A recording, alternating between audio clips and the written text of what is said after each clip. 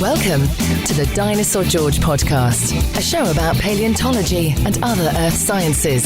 Dinosaur George is a public speaker, author, and TV host with 30 years of study in paleontology. He has performed live in over 4,500 events across the US and Canada. Now, here is Dinosaur George.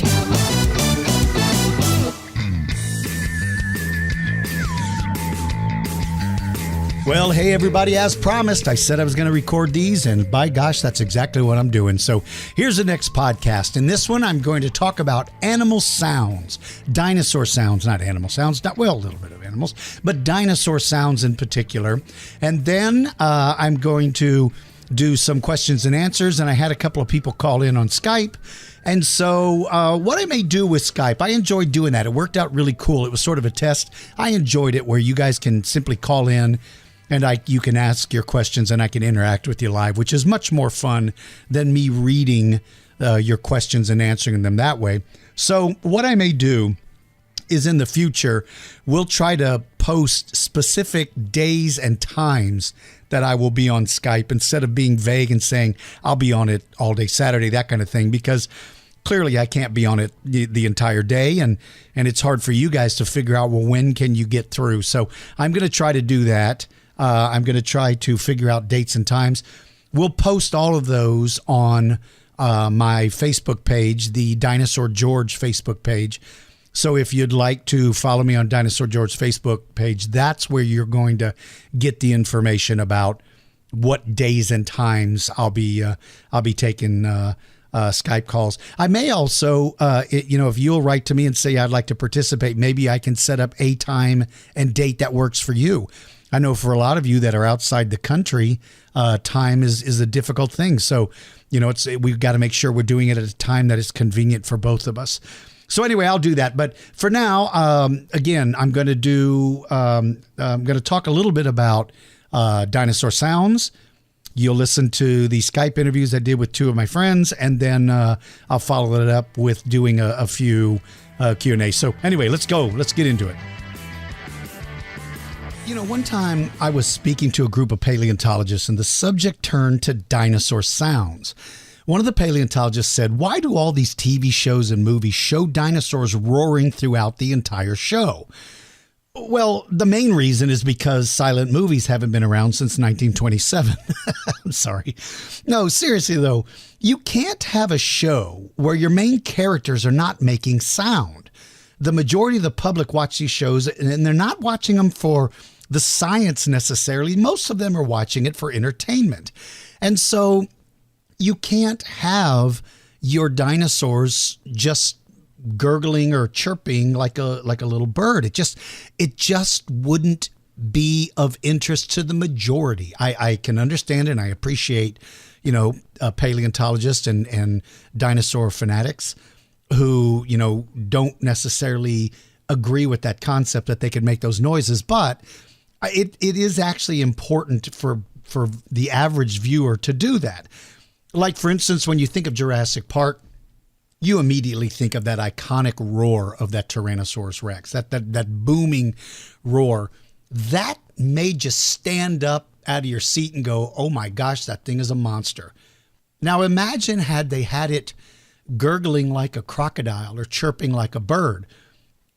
Would those sounds have been more scientifically accurate? Of course they could. But would that have been entertaining for the masses? Because these films and TV shows are not being made for the benefit of the handful of scientists who may study that particular animal. These are being made for the majority of the public. That's the 99.999% of the rest of society. So I think it's important that they make those noises in order to make the shows more interesting. But here's another point I want to make about dinosaurs roaring and communicating all throughout the show. Why wouldn't you think they did? What would make you think they didn't do that? I mean, you can debate the sounds, but as for animals being vocal, animals today are incredibly vocal, and there is no reason to think that animals from the past wouldn't have been as well. The world is filled with animal sounds. Walk out in your backyard Birds are one of the most vocal animals on earth. Birds are dinosaurs. Where do you think they inherited their skills from?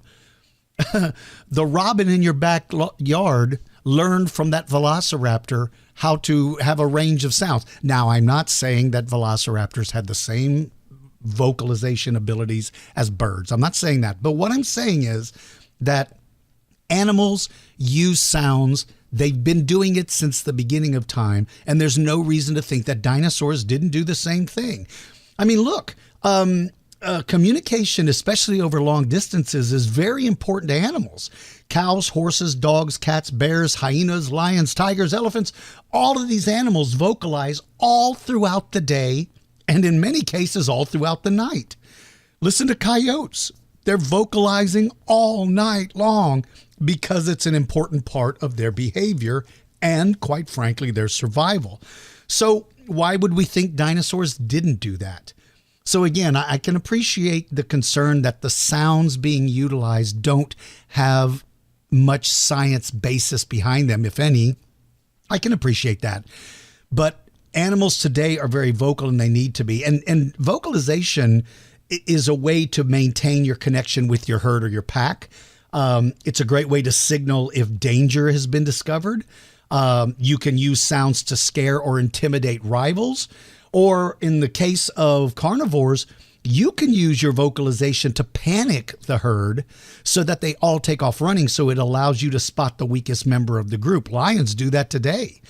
They'll vocalize and everybody takes off running, and what you're looking for is that one dude that's lagging behind because he's weak, he's old, he's young, or he's sick. So I believe that roaring dinosaurs are not necessarily a bad thing.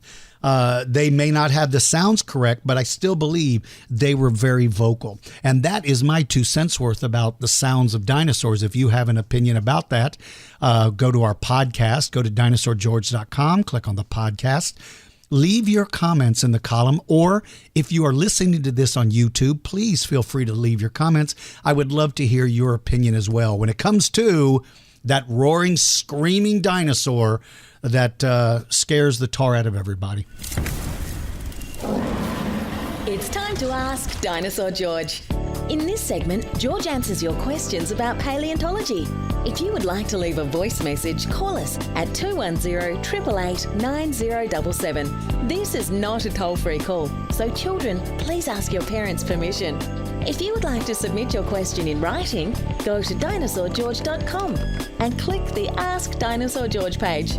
Questions are chosen at random, and we clear all messages monthly. So if you have a question about paleontology, ask Dinosaur George. All right, so tell me your name and where you're from, man. My name is Oscar. I'm from San Francisco, California. Oh, cool, Oscar. How are you doing? I'm doing good. Did you have a good 4th of July? You can say that. Did you go anywhere or do anything? Not really. Yeah, sometimes. I was gonna say sometimes that's the best vacation or the best holiday, man. You don't have to do a bunch of stuff. Yeah. So how long have you liked dinosaurs, Oscar? How long have you found them interesting?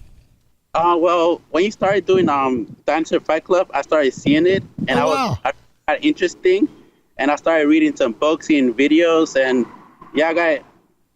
it was so interesting. That's so cool, man. I'm glad.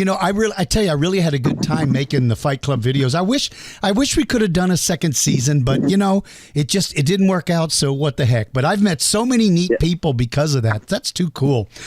So you had a question, right? A question about velociraptors. Is that right? What is your question?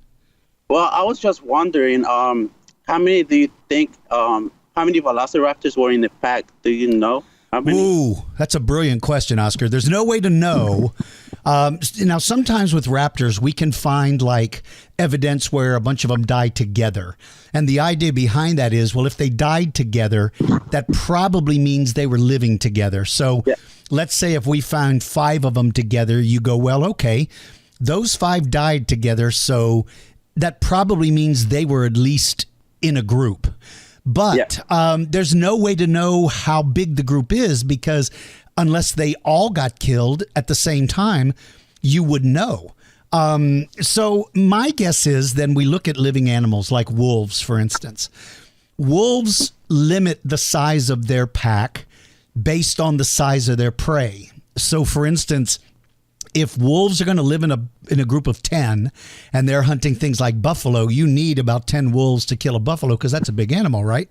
Yeah. But if they lived in a place where there were no buffalo and there was, say, only deer, well, then you couldn't live in a pack as many as 10 because you just simply, there's not enough meat to go around. You know what I mean? When they kill something, it doesn't mean that they all get a chance to eat.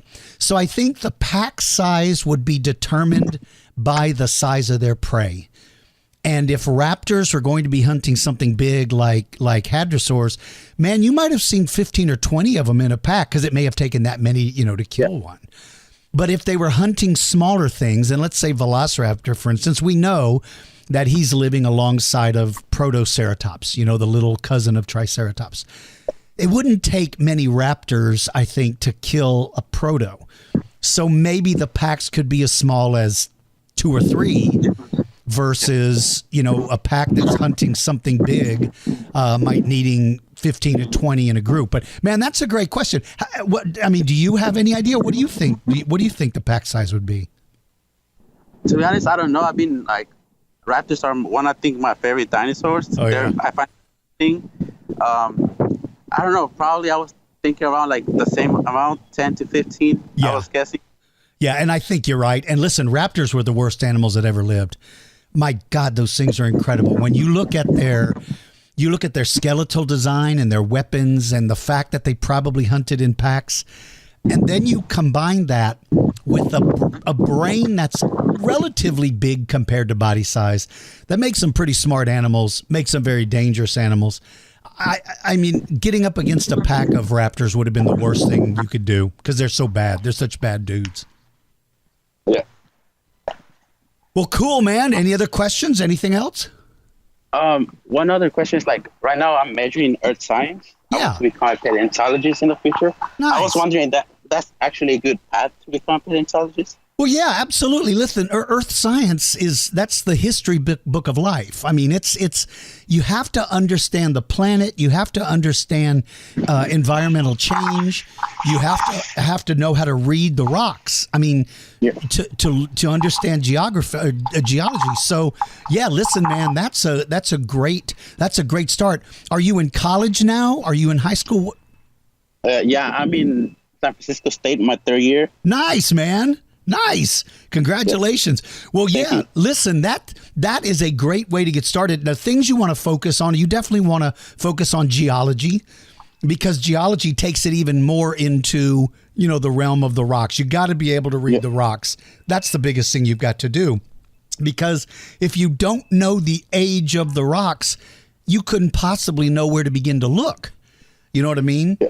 So you definitely want geology, but listen, I think that's a great start.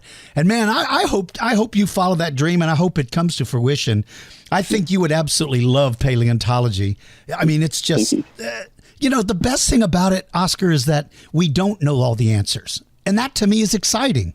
I think that's good. I think that's kind of cool. I mean, it's better than, I've never understood mathematicians because they already know the answer. How boring is that? So, but I love it. It's like a puzzle. Yeah, absolutely, man. That's exactly right. Now, have you had a chance to go to many museums? Do you get a chance to see many dinosaurs and things like that? Not really. I've been trying to go to UC Berkeley. They have a museum right there. Yeah. I'm trying to find a time to go and check it out during the summer right now. Oh man, listen, this would be the time to do it. This would be time. Oscar, I don't think I've been to that museum. I'm familiar with it, but I don't think I've ever been.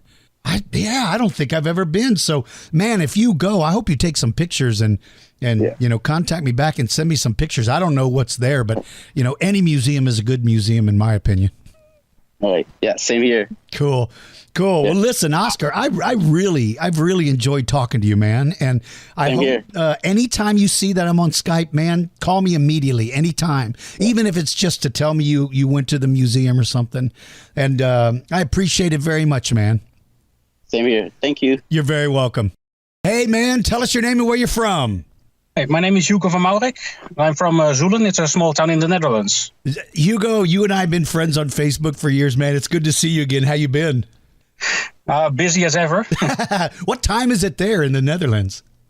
4:20 in the afternoon. Oh, good grief. Man, we are far apart. That's too crazy. Yep. So what have you been doing, man? What's been going on? Lots of work. But fortunately, I've had plenty of time to relax. Nice. What do you do? Where do you work? Care for the elderly. Oh, cool. You know what? What an admirable job, man. What an admirable job. That's very cool, Hugo. That's very cool. So how long have you been a fan of prehistoric life or dinosaurs? I mean, from childhood or what? Well, I suppose you've heard this many times, but it all began when I saw Jurassic Park for the first time on VHS. Oh yeah, man. Hey, that hooked a lot of people. I was hooked before. That absolutely reeled me in. That killed me. So of all the JP movies, which was your favorite? As much as I love The Lost World, I think it's so incredibly cool with the T-Rex killing people in San Diego. I still think the first one is the best of them all, although Fallen Kingdom and Jurassic World were just awesome. Yeah, I'm the same way. I don't know if it was because it was so completely different from every other dinosaur movie I'd ever seen in my life. I don't know if it was that or if it truly was the whole storyline, but whatever it is, I feel exactly the same way you do. Loved all the other ones, but man, that first one was hard to beat. Yeah. So, although I am really anxious to see what the third one is going to be like. Oh yeah, no kidding, man. No kidding. Well, it's, that movie did so much for paleontology. It did so much because what it did is it took a lot of adults who had forgotten how much they loved dinosaurs and it turned them all into kids again. And suddenly everybody became interested in dinosaurs. Museums saw big increases in visits, and paleontology became top of the list of so many young people. Years past, it was always, I want to be a doctor or a lawyer. I want to do this. I want to do that. But paleontology was never really in there that much. But man, that changed when Jurassic Park came out. Yeah. Yeah, but it wasn't until the trilogy was released on Blu-ray that I really got into dinosaurs, that I decided to pick up a few dinosaur books and watch a number of documentaries. No kidding, man. That's so cool. So do you have a favorite dinosaur or prehistoric animal? Is there something in particular you like? Well, I don't know if you can see my T-shirt, but I think it should explain... Tyrannosaurus Rex, T-Rex. That's that's a cool shirt, man. It's a huge Tyrannosaurus Rex, man. Well, you know what? I totally understand why, because there is nothing more amazing than a Tyrannosaurus Rex.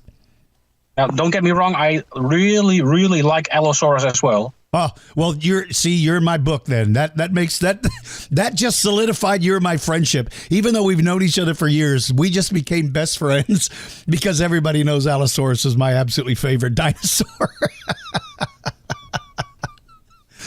That's cool. So is there much in the way of dinosaur museums or things in the Netherlands? Do you have access to very much? I don't know if we still have it. I think we do. If I remember correctly, in the museum in the city of Leiden, they have, I believe, a full-size replica of a Tyrannosaurus Rex. Oh, nice. Nice. I don't know if it's still there, but we did have one. Right. Man. Well, when you get up close to one, that's when you really realize how big those things were. It's almost terrifying. I've studied them my entire adult life, and every time I walk up to a Tyrannosaurus skeleton or a skull, you just sit there for a minute. You go, my God, how do you wrap your mind around what this thing was like when it was out there moving around? It's a scary notion. Yeah. Yeah. Now, Spinosaurus is an awesome dinosaur as well. I really, really like that one as well. Yeah. I haven't publicized this much because it's still in production, but I am adding a Spinosaurus skull to my traveling museum. And I am really excited about seeing how big this thing is going to be. I think it's going to surprise a lot of young little kids because they'll be surprised at how long and narrow that nose really is on a Spinosaurus. Boy, they're such an odd dinosaur. Yeah, yeah, it really is. But what kind of a pose will it have? Because the first time we talked to each other through Skype, I asked you... about the new posture of Spinosaurus, if it was more of a bipedal or a quadruped. Yeah, man, that remains a good question, Hugo. one of the difficult things when you're gathering your information, like me, when I'm gathering my information online, one of the difficult things is oftentimes if it's not the actual paper written by the actual people, then the media can distort a lot of what paleontologists say. I feel terrible for paleontologists because they get caught in the middle, and it will say something like, paleontologist Dr. Paul Sereno says blah, blah, blah. And then he goes, I never said that. I didn't say that. And yet the public immediately reacts to it. Well, I think that's happening a little bit with the posture of Spinosaurus. Is he a quadruped? Is he a biped? Is he biped, semi-quadruped, which would make more sense to me than being fully quadrupedal? I don't believe an animal of that size. And the reason why I say that is because when he's in that quadrupedal position, from what I'm seeing, he seems to be angled downward, which would, suggest his rear legs are longer than his front legs. And that is not a common stance for animals. Most quadrupedal animals are not leaning one way or the other because the balance, what that does is that puts undue pressure on the front shoulders. That's where all the pressure would be if your body is leaning down. Even if your tail is used as a counterbalance, you still can't lean that far forward without weight being applied to the front. So it would make all the sense in the world to stand that way when you're hunting. Because if you're standing in water, if we can all agree that they're pescivores, they're eating fish.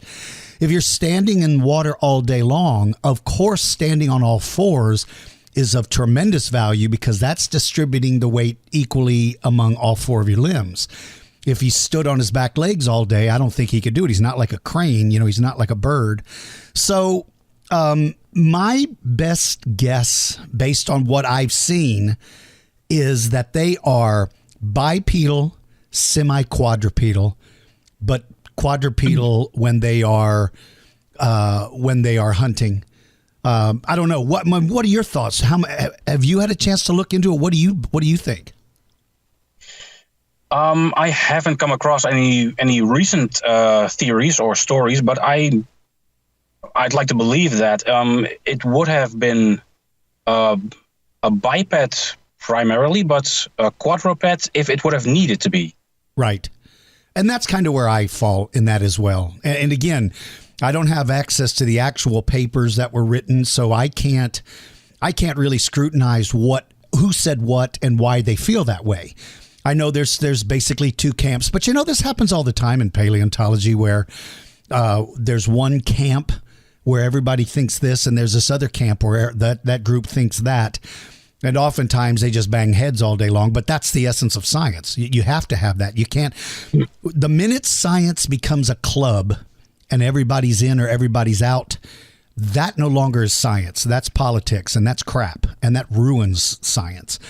But you have to have differing points of view to be able to come to a conclusion because you have to have people looking at it from two different ways. So for right now, I'm in the camp of I'm with you. I believe, based solely on the size of the animal and my knowledge of animal anatomy and animal behavior, I'm of the opinion that animal is bipedal, quadruped when it needs to be. Regardless of what he is, what a monstrosity that thing is. Now, see, I'm only getting the skull. I'm not getting the whole skeleton. There's just no way I can travel with the whole skeleton. So all I will have is that skull, but I'm so excited to see it. I've never seen a real or replica Spinosaurus before. I've only seen them, online and movies and that kind of stuff. This will be my first opportunity to see the actual skull of a Spinosaurus. Now it's a replica. It's a replica. It's not a mold. It's an actual. It's a cat. I mean, it's a sculpted skull, but scientifically accurate based on the most recent science. So I'm pretty thrilled about it, man.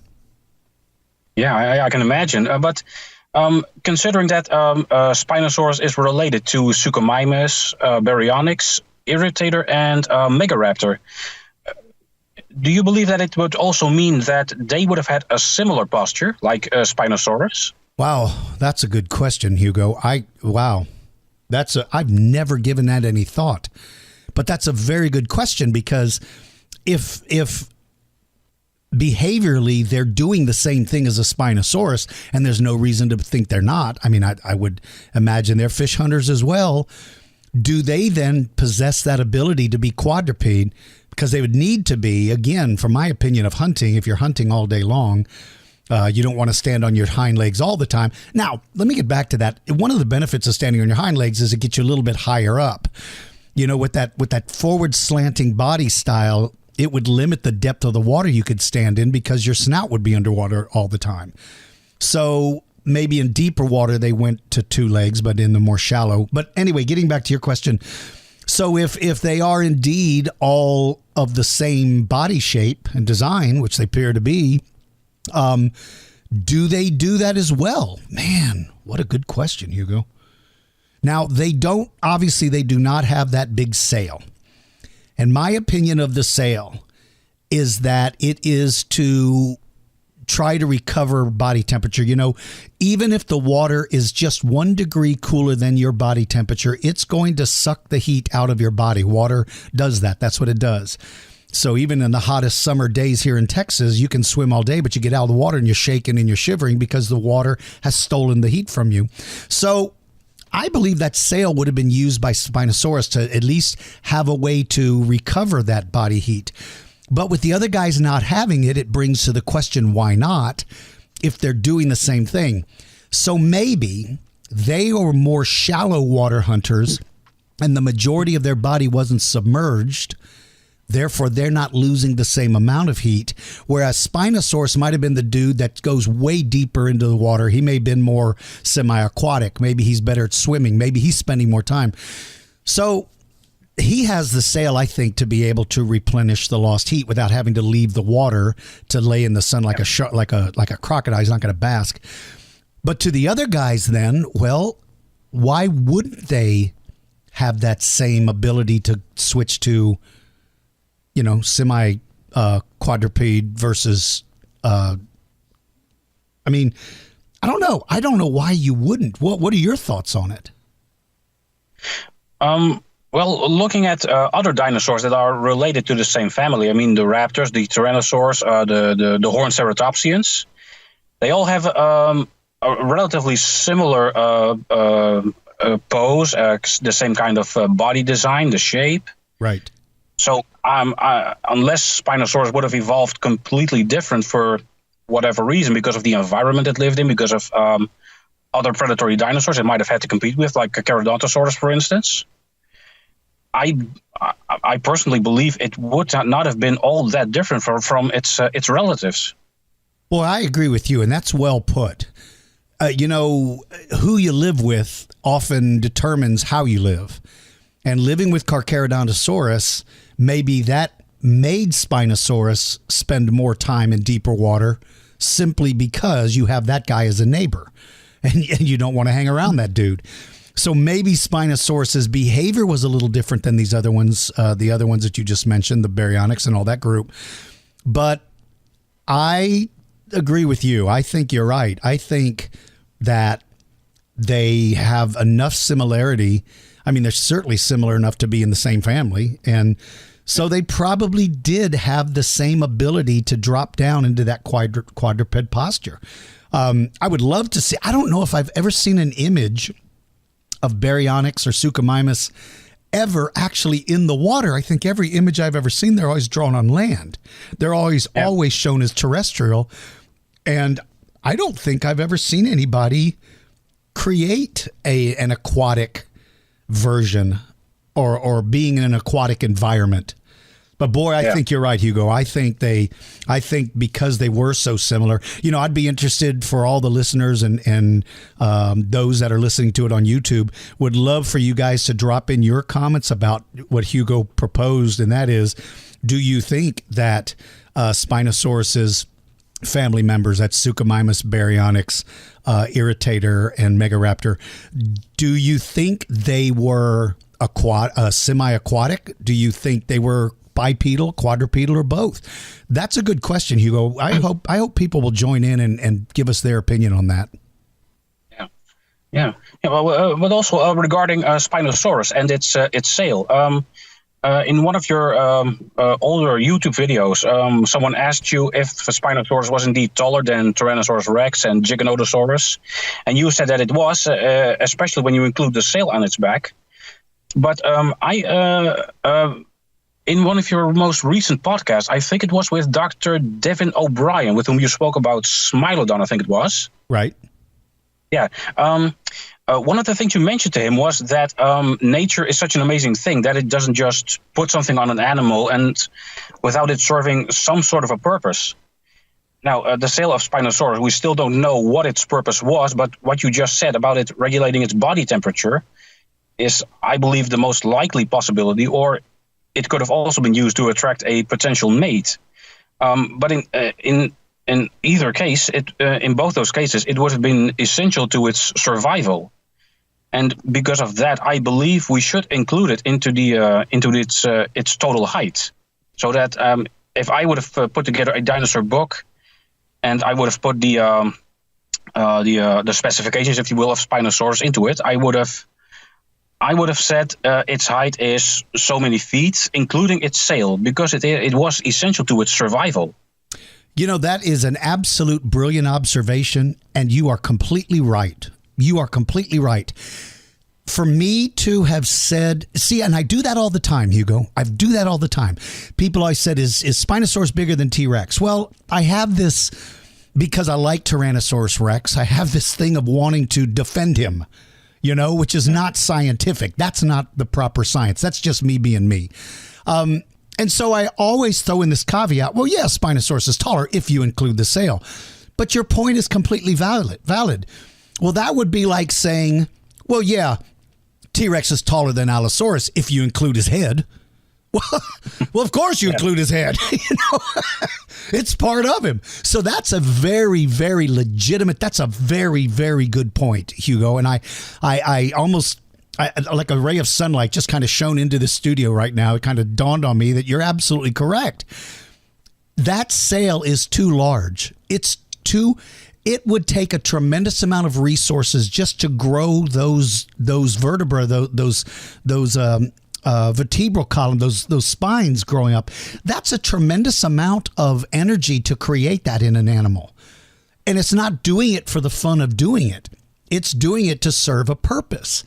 And so you're right. I am inaccurate. I am wrong when I add that sail as if it is an extra appendage that doesn't pertain to the ultimate weight, bulk, height, and length of the animal. That's a brilliant point. That's a brilliant point, Hugo. That's really good. And that's absolutely right. I mean, would you... absolutely correct. Why wouldn't it be included? So I agree with you. And from this point on, I promise you, I will think differently about that, with throwing in that sail makes him bigger. And therefore it I'm almost dismissing it as an afterthought, and it shouldn't count because that's just inaccurate. Boy, wouldn't you love to see a live Spinosaurus though? I sure would. It's out of all the dinosaurs, it is the most unusual because of the sail, which is like the Metrodon. Its snout is more crocodilian, so it's like a bit of a mixed bag of various prehistoric life. Yeah, absolutely. And I am just so excited. And you know what I don't understand? That weird hook at the end of the nose. We see it in Dimetrodon. We see it in Dilophosaurus. We see it in, of course, Spinosaurus, and you also see it in some of the crocodiles. And I've always wondered, does that truly make a difference for catching fish? It again, back to your point, nature doesn't add things for the sake of adding them. I don't understand why in that elongated snout, that hook would serve any other purpose that all of the teeth don't already serve. Yeah. It's a weird looking dude. He's a weird looking it's absolutely remarkable. Yeah. It is. Yeah. Well, Hugo, man, I always love talking to you. I enjoy it very much. I hope you, anytime you see him online, drop me a line. I mean, I enjoy talking to you. I absolutely love your sense of humor because it's amazing to think we're separated by so much distance, but I swear we're from the same mother because we have that same ridiculous sense of humor. Hey, one last thing. You're also a big fan of sci-fi, right? Like Star Wars, that kind of stuff? Yeah. All right, so you have to make a choice. You don't get to weasel out. Star Wars or Star Trek? Which one do you like the best? I truly admire what George Lucas has created with the Star Wars universe, but I am a Star Trek fan first and foremost. That's what really got me into science fiction. Nice. Well, I'm glad you stood up. Most people want to waver. Everybody's afraid to take a stand. So at least you stood up and took a stand, and I'm proud of you for doing that. All right. Well, listen, direct from the Netherlands, that was my friend Hugo, who is one of the best friends I've got on Facebook. Very good guy. Great points, great questions. Don't ever hesitate to contact us back because I would really enjoy talking to you in more detail. Same here. Okay. Oh, and there's just one more thing I would like to know. Yes. I recently saw the third Jurassic Park movie. And in it, there was a scene in which Alan Grant went to the dig site where they were looking for dinosaur fossils. Right. And his assistant Billy was making a replica of the resonating chamber of a velociraptor. Now, at the time, such a device, of course, did not exist. But now that we have 3D printers, has anybody in the world of paleontology ever? Oh man, our connection just froze. Oh, come on. Oh, you got to be kidding me. Come on, man. That was a brilliant question, Hugo. Oh, this is the downside to technology. Our connection, again, he's in the Netherlands. Well, I'm going to assume the remainder of his question was, has anybody made a resonating chamber like the one that they did there? Well, I don't believe so, Hugo, because one of the things is I don't know if they're actually creating sound within their skull. Now, I'm talking about raptors. I don't know if the skull even had any such thing. I've never seen any indication that they did. I've looked at a lot of CAT scans of skulls, and I don't see anything in there that would do that. If they're making sounds, my guess is the sounds are coming from deeper within the animal and not through the skull itself, the way it was depicted in Jurassic Park. So I don't think so. I don't think that is the case because I don't think they would have had anything in there to do that. Now, they're not like hadrosaurs. You know, hadrosaurs did appear to have resonating chambers within their skull. At least the crested ones did. And so they might have been able to, but I don't know if anybody has ever tried to reconstruct that. I remember years ago, a group tried to do something similar to that with Parasaurolophus, where I believe they use a lot of, now they were just using computers to do it. They didn't actually 3D create one that I'm aware of, but I know that there was some test with that. So, man, I wish I knew the answer to that. But anyway, listen, it was so good to hear from you, Hugo. I appreciate it very much. And for anybody out there, if you ever see I'm on Skype, my Skype address is dinosaur.george. You can certainly call in, and I'll be glad to talk to you. Thanks, Hugo. Take care, buddy. All right, those were two Skype interviews, and I enjoyed speaking to Oscar and Hugo very much. It was a lot of fun. If any of you would like to contact me, again, my Skype address is dinosaur.george. And I hope some of you will call in because I certainly enjoyed the interaction of getting able to talk to those two men instead of just people sending in their questions. And again, I can answer them anyway. It doesn't matter to me, but I just certainly enjoyed doing that. So I hope some of you will take advantage of that as well. All right, let's do a couple of more. This is Thog from Istanbul, Turkey. Salutations, Dr. Blasting. Well, first of all, Thog, thank you very much for the kindness. I am not a doctor. I'm not a doctor. I did not go to college to get my degree, so you don't call me doctor. But you can certainly call me George or DG or Dinosaur George or whatever you like. But I certainly appreciate the courtesy of applying that title to me, but I did not earn it, and therefore I'm not a doctor. It says, who would win in a 1-versus-1 battle between T-Rex and Triceratops? I know both animals fought each other and both won against each other, but who would win more times than the other? Thank you for taking time to answer the question, and have a great day. Thank you, Thog. That's very kind of you. I hope you and your family have a good day as well in Istanbul, Turkey. Okay, there's generally a standard in nature, and that is that the herbivores win the majority of the time. And that's how the balance of nature is maintained. If the carnivores are more successful, they will completely eliminate their food source. So the way nature works is that the herbivores always have the advantage. I read once where I think a lion is only successful about 20% of the time. And so that to me seems like a pretty legitimate percentage, because again, you can't win every time. So I think sharks, I believe I read where they're successful maybe 10% of the time.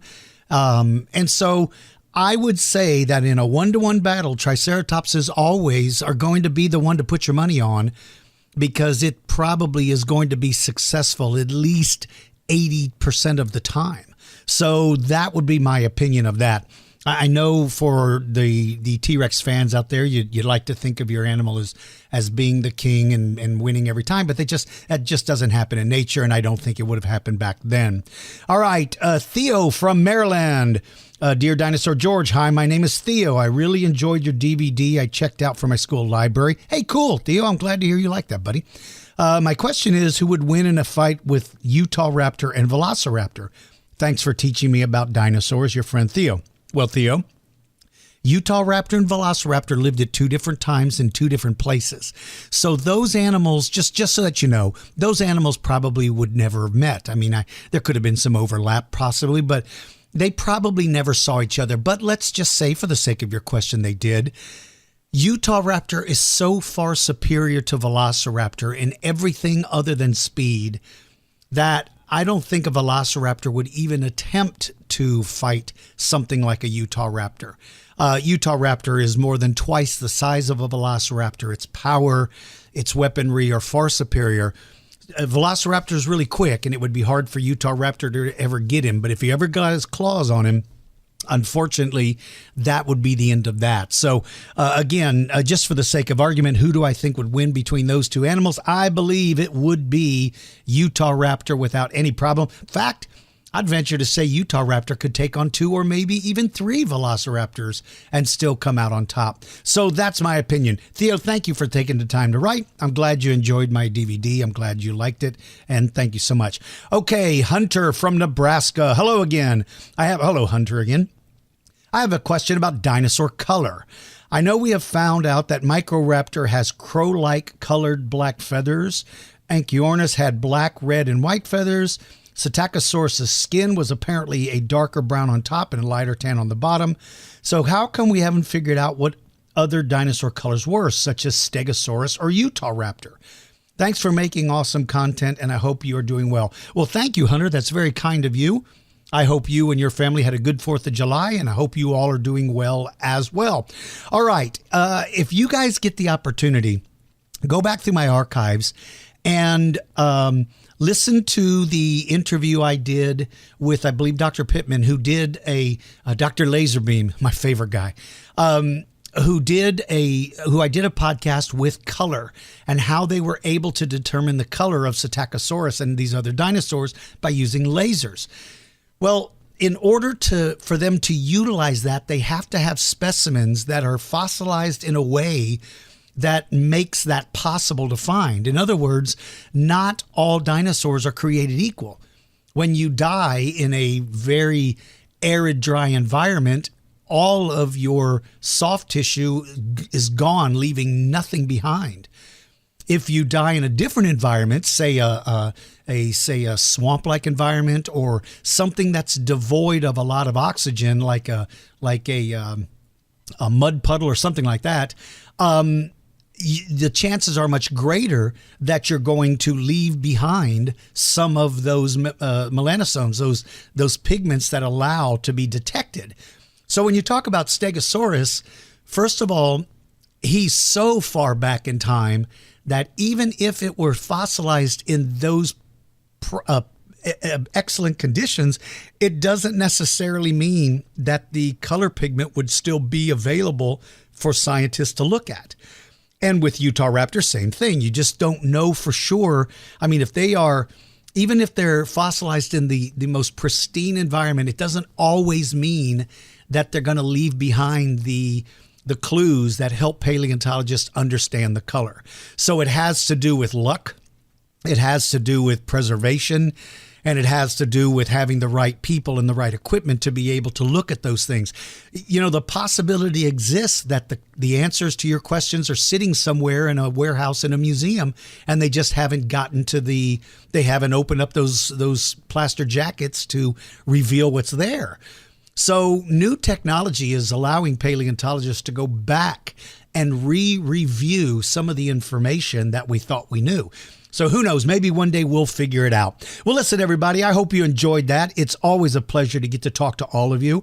I appreciate you all sending. Oh, by the way, before I forget, and please listen, a lot of you have been going to my website, dinosaurgeorge.com, and you've been using the Contact Us button to submit your questions.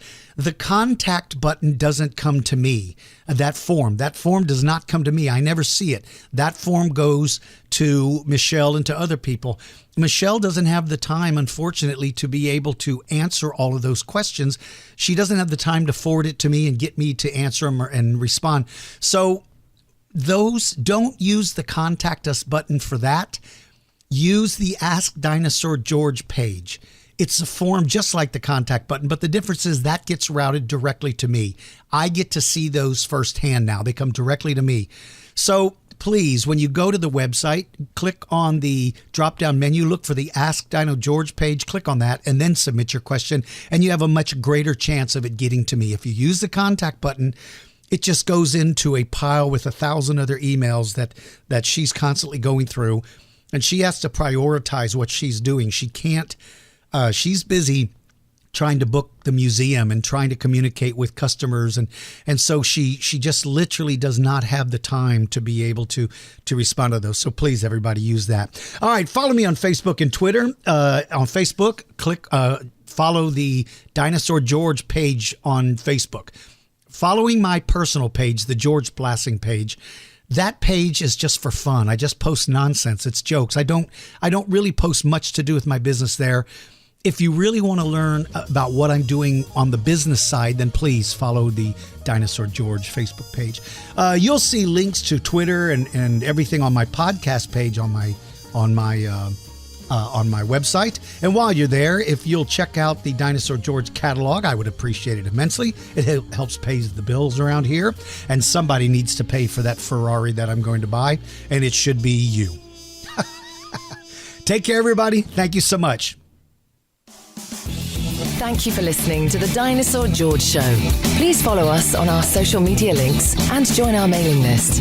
If you're interested in having Dinosaur George speak at your event, please visit our website at dinosaurgeorge.com.